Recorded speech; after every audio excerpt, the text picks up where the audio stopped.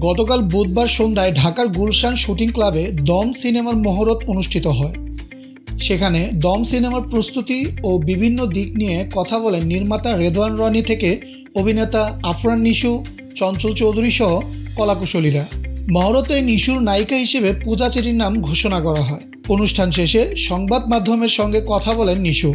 সেখানেই তিনি এই সিনেমার জন্য শারীরিক ও মানসিক চ্যালেঞ্জের কথা তুলে ধরেন।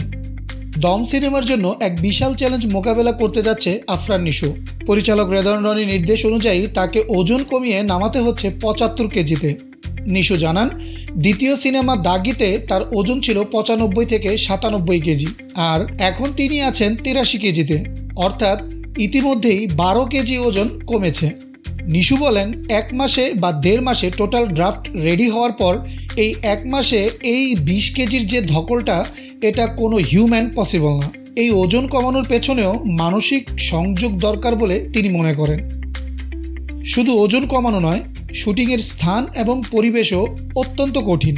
নিশু জানান, তারা যেখানে শুটিং করতে যাচ্ছেন সেখানে তাপমাত্রা মাইনাস থাকবে বা 0 থাকবে বা ১-২ থাকবে।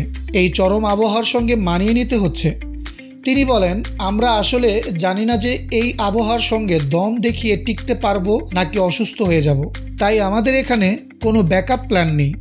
তবে তাদের দৃঢ় বিশ্বাস, মনের ভেতরের শক্তি দিয়ে তারা কাজটি শেষ করে আসবেন। দমের মূল ভাবনা প্রসঙ্গে নিশু বলেন, আমার কাছে প্রথমে মনে হয় যে দমহীনতাই দমের আসল দম।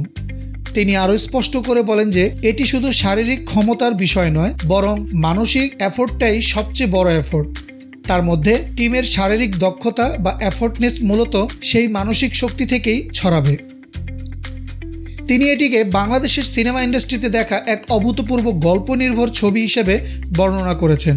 নিশু বিশ্বাস করেন, তার বয়সকালে তিনি বাংলাদেশের সিনেমা ইন্ডাস্ট্রিতে এরকম কোনো ছবি, গল্প, ভিজুয়াল পারফর্মার, রাইটার বা নির্মাতার ভাবনা দেখেননি।